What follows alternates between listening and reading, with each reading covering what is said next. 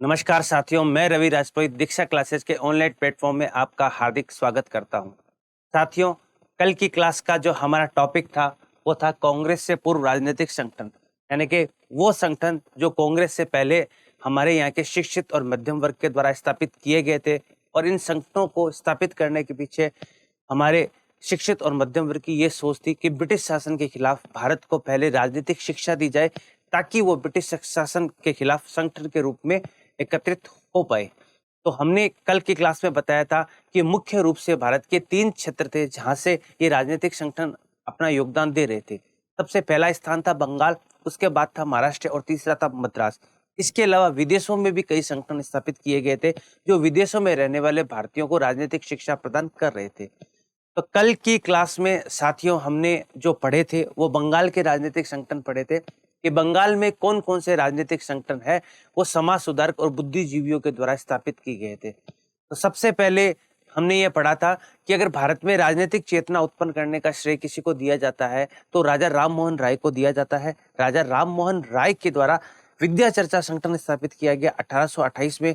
उसके बाद राजा राम मोहन राय के अनुयायियों ने बंग हित प्रकाशक सभा का जो गठन है वो 1836 के अंदर किया। ठीक है, अगर बंगाल के दृष्टिकोण से देखें और भारत के दृष्टिकोण से देखें तो सबसे बड़ी और सबसे पहली जो राजनीतिक संस्था थी वो लैंड होल्डर सोसाइटी थी, जिसका गठन जो है 1838 को कलकत्ता के अंदर किया गया।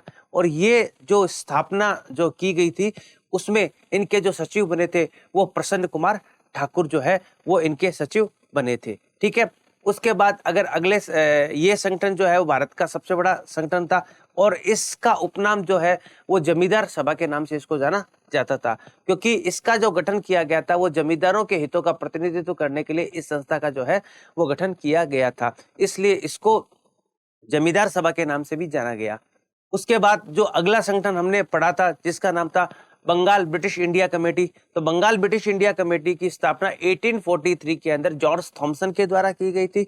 और इसकी स्थापना करने के पीछे जो मुख्य रूप से जो ब्रिटिश सरकार का उद्देश्य था वो ये था कि भारत में किसानों की दशा का वास्तविक अध्ययन करना और उसमें सुधार करने का प्रयास करना। उसके बाद अगर तीसरे चरण में बात करें तो ब्रिटिश इंडियन एसोसिएशन संस्था स्थापित की गई, वो 1852 में स्थापित की गई थी और द्वारकानाथ टैगोर के द्वारा जो है स्थापित की गई थी। और इस संस्था का भी उद्देश्य था कि जमींदारों के हितों के साथ साथ भारत के लोगों की जनता के हितों का संवर्धन भी करना। इस संस्था का एक मुख्य पत्र था जो हिंदू पेट्रियाट के नाम से जाना जाता था। यह संस्था का थोड़ा रूप विस्तृत था, बंगाल से बाहर भी इसकी ब्रांचेज स्थापित की गई थी। और इस संस्था के द्वारा जो है अकाल पीड़ितों की सहायता के लिए आयकर बढ़ाने के विरोध में आंदोलन किए गए थे। उसके बाद 1875 के अंदर जो है वो इंडियन लीग संस्था की स्थापना की गई, वो शिशिर कुमार घोष के द्वारा की गई। ठीक है ना, और उसका काम भी लोगों को राजनीतिक शिक्षा प्रदान करना था। फिर कलकत्ता स्टूडेंट एसोसिएशन, उसकी स्थापना भी 1875 में की गई थी। ठीक है ना, और आनंद मोहन बोस के द्वारा उसको स्थापित किया गया था छात्रों के हितों के संवर्धन हेतु। और लास्ट जो संस्था थी बंगाल की वो थी आपके इंडियन एसोसिएशन। ठीक है ना, इंडियन एसोसिएशन संस्था का स्थापना 1876 में कलकत्ता के एल्बर्ट हॉल के अंदर की गई थी। और सुरेंद्र नाथ बनर्जी, आनंद मोहन बोस इसके मुख्य जो है वो भूमिका में थे, मुख्य इसके अध्यक्ष थे। इस संस्था के द्वारा वर्नाक्युलर प्रेस एक्ट के विरोध में, आर्म्स एक्ट के विरोध में, इल्बर्ट विल के विरोध में, भारतीय जनपद सेवा के विरोध में कई प्रकार के आंदोलन किए गए और इसमें इंडियन लीग संस्था का विलय भी कर दिया गया। तो ये हमारे कल तक के बंगाल के जो 6 प्रमुख संगठन थे जिनके बारे में हमने पढ़ा। साथियों, आज की जो हमारी क्लास है उसमें हम पढ़ेंगे कि बंबई के अंदर ऐसे कौन से राजनीतिक संगठन जो है वो स्थापित किए गए थे। ठीक है ना, महाराष्ट्र के अंदर जैसे बंगाल में जो है राजनीतिक शिक्षा प्रदान करने वाले संगठनों के बारे में हमने अच्छी तरह से पढ़ लिया। आज हम बंबई के राजनीतिक संगठनों के बारे में पढ़ेंगे। ठीक है ना, अब देखिए, अगर बंबई के राजनीतिक संगठनों में सबसे पहले अगर नाम आता है वो आता है बॉम्बे एसोसिएशन का। ठीक है ना, बॉम्बे एसोसिएशन जो संस्था स्थापित की गई थी वो 1852 के अंदर स्थापित की गई थी। कब की गई थी? 1852 के अंदर इस संस्था को स्थापित किया गया था। और इस संस्था को स्थापित करने में जो मुख्य भूमिका रही वो रही दादा भाई नारोजी की। दादा भाई नारोजी ने 1852 के अंदर बॉम्बे एसोसिएशन नाम की जो संस्था है वो महाराष्ट्र में गठित की थी, ताकि महाराष्ट्र के लोगों को ब्रिटिश शासन के विरुद्ध संघर्ष करने के लिए शिक्षा प्रदान की जा सके। ठीक है ना, अब ये बंबई की पहली राजनीतिक संस्था कहलाती है, यानी कि इससे पहले किसी भी राजनीतिक संस्था का बॉम्बे के अंदर गठन नहीं किया गया था जो ब्रिटिश शासन के विरुद्ध भारतीयों को जागृति उत्पन्न करे, राजनीतिक शिक्षा प्रदान करे। ठीक है ना। तो हम जिस तरह कह सकते हैं कि लैंड होल्डर्स सोसाइटी बंगाल की पहली राजनीतिक संस्था थी, उसी तरह बॉम्बे एसोसिएशन बंबई की पहली राजनीतिक संस्था थी जो 1852 में दादाभाई नारोजी के द्वारा स्थापित की गई थी। ठीक है ना। अब दादाभाई नारोजी ने इसको किसकी प्रेरणा से गठित किया, तो अगर हम बात करें तो दादाभाई नारोजी ने जो प्रेरणा ली थी वो ली थी बंगाल ब्रिटिश इंडियन एसोसिएशन से। जो ब्रिटिश इंडियन एसोसिएशन जो संस्था है वो 1852 के अंदर द्वारिकानाथ टैगोर के द्वारा स्थापित की गई थी। ठीक है ना। तो ब्रिटिश इंडियन एसोसिएशन जो संस्था है उससे प्रभावित होकर दादाभाई नारोजी ने बॉम्बे एसोसिएशन का गठन किया था। ये बंबई की पहली राजनीतिक संस्था थी और 1852 के अंदर इसका गठन किया गया था। तो साथियों दोबारा बता देता हूं कि बंबई के सबसे पहले राजनीतिक संगठनों में अगर किसी संस्था का नाम आता है तो वो है बॉम्बे एसोसिएशन, और ये संस्था 1852 में स्थापित की गई थी, दादाभाई नारोजी के द्वारा स्थापित की गई थी। ये बंबई की पहली राजनीतिक संस्था कहलाती है और ये किसकी प्रेरणा से गठित की गई, दादाभाई नारोजी ने जो है आपके ब्रिटिश इंडियन एसोसिएशन की तर्ज पर प्रेरणा से बॉम्बे एसोसिएशन का बॉम्बे में गठन किया। तो ये पहली राजनीतिक संस्था थी बॉम्बे की। अब बात करते हैं दूसरी, तो दूसरी है पूना सार्वजनिक सभा। तो पूना सार्वजनिक सभा जो है वो बॉम्बे की, महाराष्ट्र की दूसरी जो है राजनीतिक संस्था थी जो लोगों में जागृति फैलाने का कार्य कर रही थी। ये संस्था 1870 यानी कि 1870 के अंदर इस संस्था को क्या किया गया था, स्थापित किया गया था। अब बात करें अगर इसके संस्थापकों के अंदर, तो संस्थापकों के अंदर देखो इसका नाम आता है महादेव गोविंद रानडे फर्स्ट, सेकंड जो नाम आता है वो आता है जीवी जोशी का, एंड थर्ड एस.एच. चिपलूणकर। 3 लोगों के द्वारा इस संस्था का जो है वो गठन किया गया था। ठीक है ना। तो यहाँ सॉरी, ये आत्माराम पांडुरंग गलत लिख दिया गया है, ये आपके टेक्निकल टीम की गलती के कारण। तो मैं आपको बता देता हूं कि इसके संस्थापकों में 3 लोगों का नाम मुख्य रूप से आता है। नंबर 1 महादेव गोविंद रानडे, नंबर 2 पे आ जाते हैं जीवी जोशी। जीवी जोशी के द्वारा जो है इसकी स्थापना में मुख्य भूमिका निभाई गई, और नंबर 3 पे जो नाम आता है वो आता है एस.एच. चिपलूणकर, एस.एच. चिपलूणकर। तो ये जो 3 सदस्य हैं, महादेव गोविंद रानडे, जीवी जोशी और एस.एच. चिपलूणकर, इन तीनों ने मिलकर एक संगठन बनाया जिसको पूना सार्वजनिक सभा के नाम से जाना जाता है। अब देखिए ये जो संस्था थी, इस संस्था का काम क्या था। इस संस्था ने सरकार और जनता के मध्य सेतु का काम किया। सेतु का मतलब पुल का काम किया। पुल क्या होता है, एक जगह से दूसरी जगह जाने के लिए जो रास्ता होता है उसको क्या कहते हैं, पुल कहते हैं, सेतु कहते हैं। ठीक है ना। तो इसने ब्रिटिश सरकार और भारत की जनता के मध्य सेतु का काम किया, यानी कि भारत के जनता की जो बातें हैं वो ब्रिटिश सरकार तक पहुंचाने का काम किया। तो हम ये कह सकते हैं कि जनता ने क्या काम किया, सरकार व जनता के मध्य सेतु का काम किया, पुल का काम किया। ठीक है ना, सेतु का काम किया। ठीक है ना। तो हम ये कह सकते हैं कि जो आपके पूना सार्वजनिक सभा जिसकी स्थापना 1870 के अंदर महादेव गोविंद रानडे, जीवी जोशी और चिपलूणकर के द्वारा की गई, उसने सरकार और जनता के मध्य सेतु का काम किया। ठीक है। अब बात करते हैं कि संस्था का गठन क्यों किया गया था। तो इस संस्था के गठन करने के पीछे जो मुख्य उद्देश्य था वो ये था कि यह संस्था जमींदारों एवं जनता के हितों का समान रूप से प्रतिनिधित्व करने वाली संस्था थी। तो यह कह सकते हैं कि जनता और जमींदार दोनों के प्रतिनिधित्व को प्रमुखता से रखने वाली संस्था थी। तो ये सेकंड संस्था है महाराष्ट्र की। दोबारा बता देता हूं कि पूना सार्वजनिक सभा जो है 1870 में स्थापित की गई थी, एक नंबर बात। नंबर 2, किसके द्वारा स्थापित की गई, तो पूना सार्वजनिक सभा महादेव गोविंद रानडे, जीवी जोशी और एस.एच. चिपलूणकर के द्वारा स्थापित की गई थी। अब इस संस्था की मुख्य विशेषता क्या रही, तो इस संस्था की मुख्य विशेषता थी कि इसने सरकार और जनता के मध्य सेतु का काम किया। फिर इसका गठन किस उद्देश्य को लेकर किया गया था? तो इसके गठन का जो उद्देश्य था, ये जमींदारों एवं जनता दोनों के हितों का प्रतिनिधित्व करने वाली संस्था थी। साथियों, जिस तरह आपके ब्रिटिश इंडियन एसोसिएशन संस्था का एक जो है वो प्रमुख पत्र था हिंदू पेट्रियट, वैसे इस संस्था ने भी एक पत्र जारी किया था जिसका नाम था क्वार्टरली जनरल। ये इस संस्था के द्वारा चलाया जाने वाला, संपादित किया जाने वाला एक समाचार पत्र था, जिसके माध्यम से इसने पूना की जनता को जागृत किया ब्रिटिश शासन के विरुद्ध। ठीक है, ये हो गया आपका दूसरा संगठन। अब बात करते हैं तीसरा संगठन जो बॉम्बे का था, जिसको बम्बई प्रेसिडेंसी एसोसिएशन के नाम से जानते थे। साथियों, ये संगठन जो स्थापित किया गया था, ये 1885 के अंदर स्थापित किया गया था। कब किया गया था? 1885 के अंदर स्थापित किया गया था। अब इसकी संस्था की स्थापना किसने की? तो इसकी संस्था की स्थापना में 3 लोगों की मुख्य भूमिका मानी जाती है। नंबर 1 बदरुद्दीन तैयब जी, नंबर 2 केटी तिलक, ठीक है, और तीसरा फिरोज शाह मेहता। ठीक है ना, 3 लोगों की। तो ये आपके नंबर 1 पे आ गए आपके ये बदरुद्दीन तैयब जी, ठीक है ना, और नंबर 2 पे आपके आगे के टी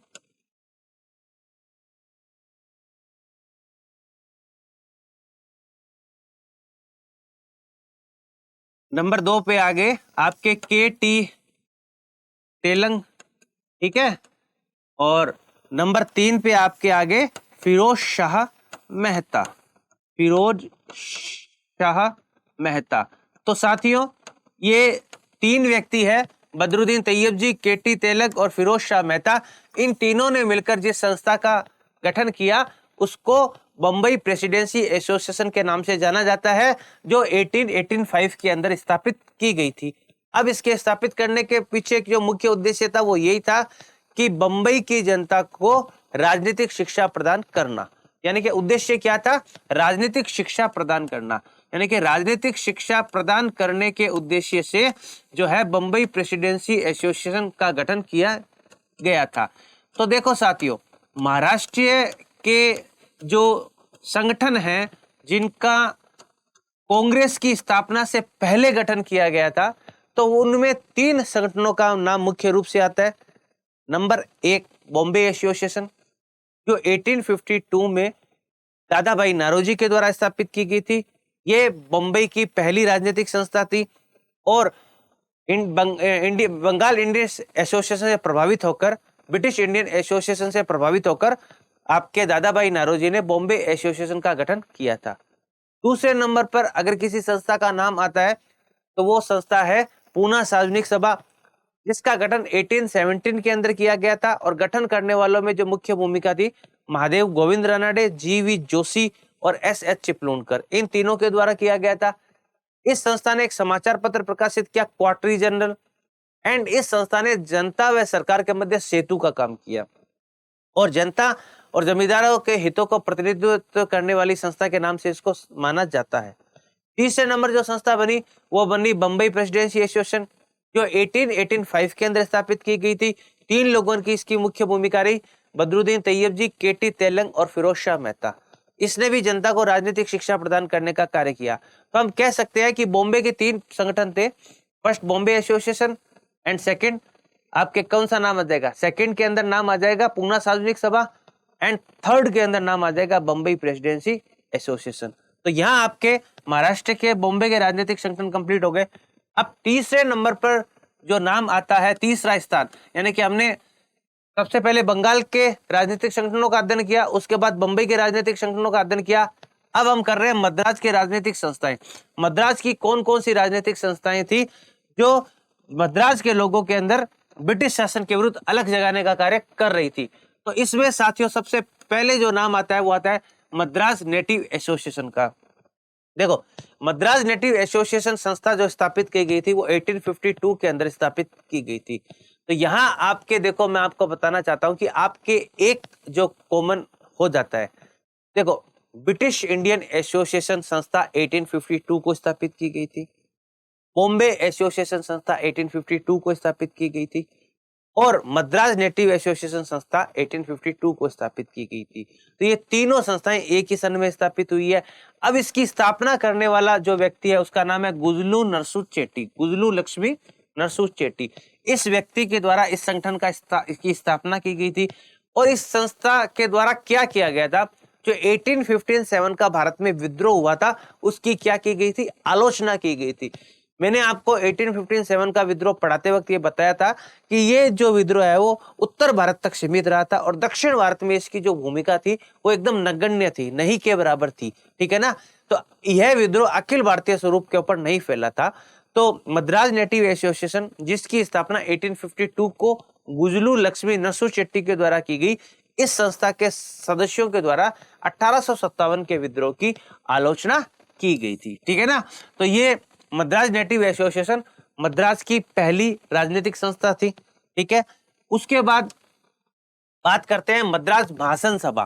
तो मद्रास महाजन सभा की जो स्थापना की गई है वो 1867 के अंदर की गई, 1884 के अंदर जो है वो इस संस्था को जो है स्थापित किया गया है, ठीक है ना, 1884 को। अब इसकी स्थापना करने वाले कौन थे, तो मैं आपको बता देता हूँ। इसकी स्थापना करने वालों के अंदर 3 व्यक्तियों का जो नाम है वो मुख्य रूप से आता है।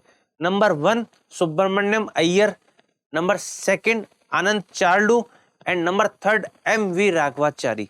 जिस तरह पूना सार्वजनिक सभा में 3 लोगों का नाम आता है, उसी तरह आपके मद्रास महाजन सभा में 3 लोगों का नाम आता है। 1884 को यह संगठन स्थापित किया गया था। तो सबसे पहले आप नंबर दे सकते हो कि आनंद चार्लू के द्वारा इस संस्था का स्थापना की गई। दूसरे नंबर पर जो नाम आता है वो आपके आ जाता है M.V. राघवाचारी, M.V. राघवाचारी के द्वारा इस संस्था का गठन किया गया। और तीसरे नंबर पर जो नाम आता है वो आता है सुब्रमण्यम अय्यर, ठीक है ना, सुब्रमण्यम अय्यर। ये 3 जो व्यक्ति है, इन तीनों व्यक्तियों के द्वारा मद्रास महाजन सभा का 1884 के अंदर जो है वो गठन किया गया था, ठीक है ना। तो इस तरह से मद्रास में लोगों को संगठित करने वाली सिर्फ 2 ही संस्था थी। एक तो मद्रास नेटिव एसोसिएशन जिसको 1852 में स्थापित किया गया था, और 1852 में स्थापित किया गया था गुजलू लक्ष्मी नरसूद चेट्टी द्वारा, जिसने 1857 के विद्रोह की आलोचना की। और दूसरी जो संस्था थी वो थी मद्रास महाजन सभा, जो 1884 में सुब्रमण्यम अय्यर, आनंद चार्लू और M.V. राघवाचारी के द्वारा स्थापित की गई थी। तो बॉम्बे की 3, बंगाल की 6 और मद्रास की 2 संगठन थे।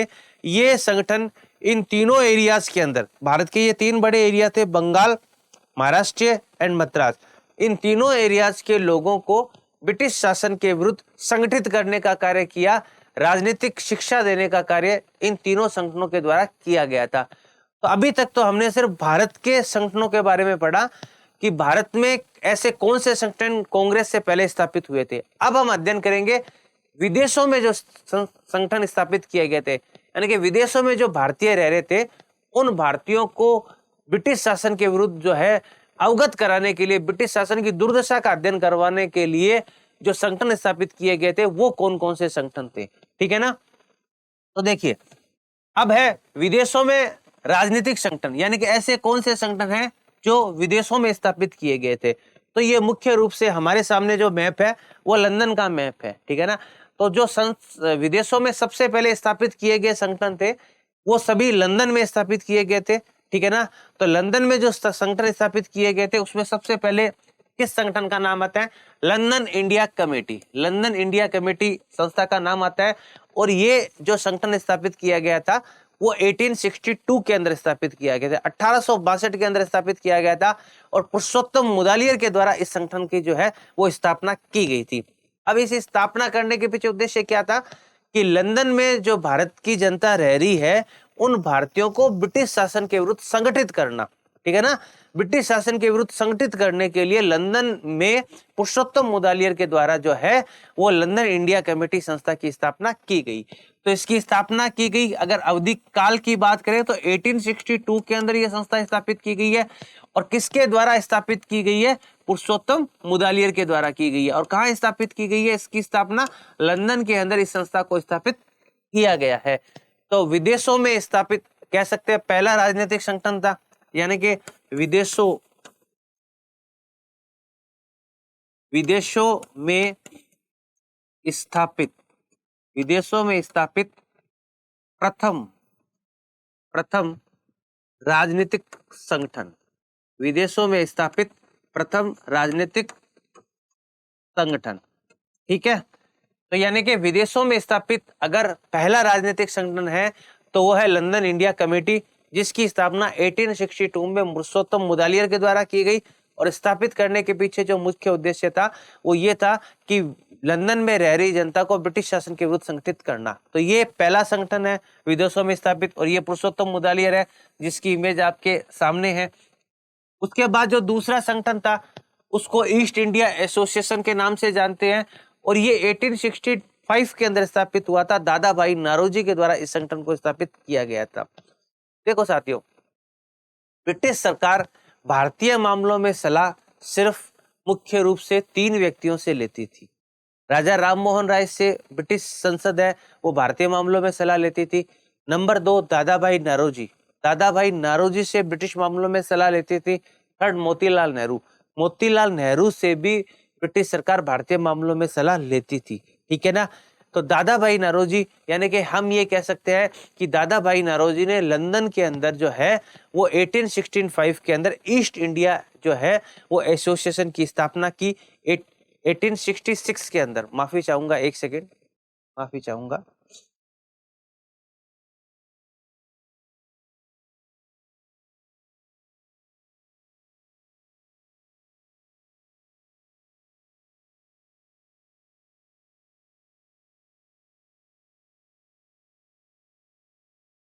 हाँ, ईस्ट इंडियन एसोसिएशन की स्थापना दादा भाई नारोजी के द्वारा लंदन में की गई थी, और 1866 के अंदर इस संस्था को जो है वो स्थापित किया जाऊंगा। माफी चाहूंगा, मैंने 65 बोल दिया गलती से। तो 1866 के अंदर इस संस्था को स्थापित किया गया था, और इस संस्था को स्थापित करने के पीछे उनका जो मुख्य उद्देश्य था वो ये था कि जो लंदन में भारत की जनता रह रही है उनको भारतीयों की दुर्दशा के बारे में बताए, और ब्रिटिश सरकार को भारतीयों की दुर्दशा के बारे में बताए, और दुर्दशाओं का अध्ययन कराना, ताकि ब्रिटिश सरकार भारतीय जनता की राहत के लिए कुछ कार्य कर सके।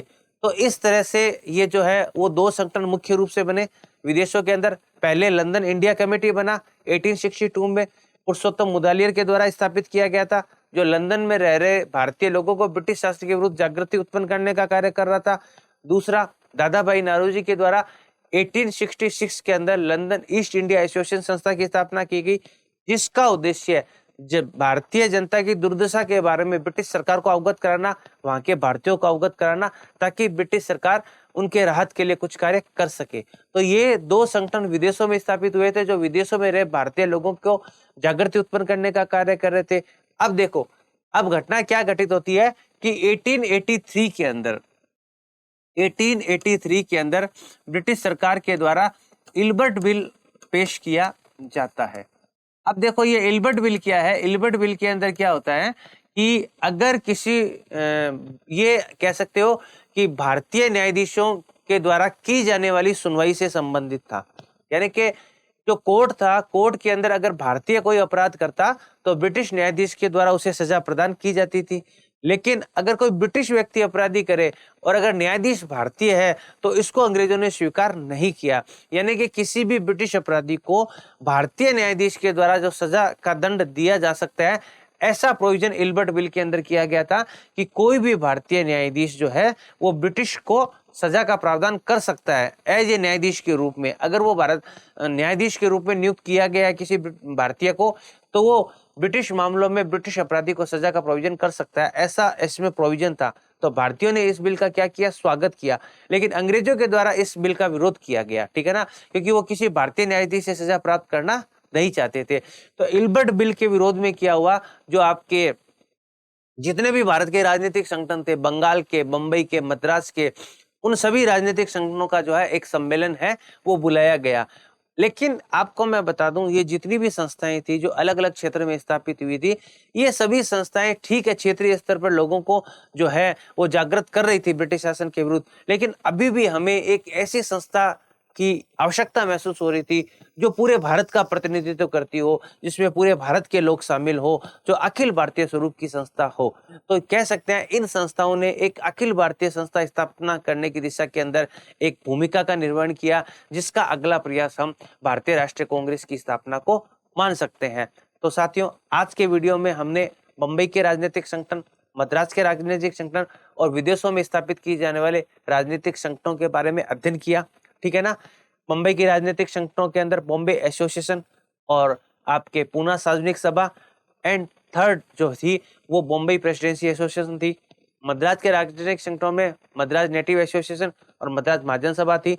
और विदेशों में स्थापित राजनीतिक संगठनों में लंदन इंडिया कमेटी और ईस्ट इंडिया एसोसिएशन। तो इन सभी संस्थाओं के बारे में अध्ययन किया। ये सभी संगठन कांग्रेस की स्थापना से पूर्व गठित किए गए थे और ब्रिटिश शासन के विरुद्ध लोगों में चेतना जागृत करने का कार्य कर रहे थे। तो अब इन संगठनों के द्वारा अपनी भूमिका का निर्वहन किया गया, तो एक भारत के अंदर राष्ट्रीय आंदोलन की नींव का काम हुआ। यानी कि हमारा जो अगला टॉपिक होगा जिसमें हम भारत में राष्ट्रीयता के उदय के कारणों का अध्ययन करेंगे, तो उसके अंदर हम ये पढ़ेंगे कि ऐसी कौन कौन सी घटनाएं घटित हुई जिसके कारण भारत के लोगों में एक राष्ट्रीय आंदोलन की प्रेरणा का नवसंचार हुआ, ठीक है ना। और राष्ट्रीयता के उदय में किन किन वर्गों की, किन किन संस्थाओं की, किन किन घटनाओं की मुख्य भूमिका रही, जिसके परिणाम स्वरूप ब्रिटिश शासन के विरुद्ध भारत की जनता ने राष्ट्रीय आंदोलन का मार्ग अपनाया। तो आज के लिए साथियों इतना ही। कल हम फिर उपस्थित होंगे एक नए टॉपिक के साथ, एक नए वीडियो के साथ। तब तक के लिए जय हिंद, जय भारत।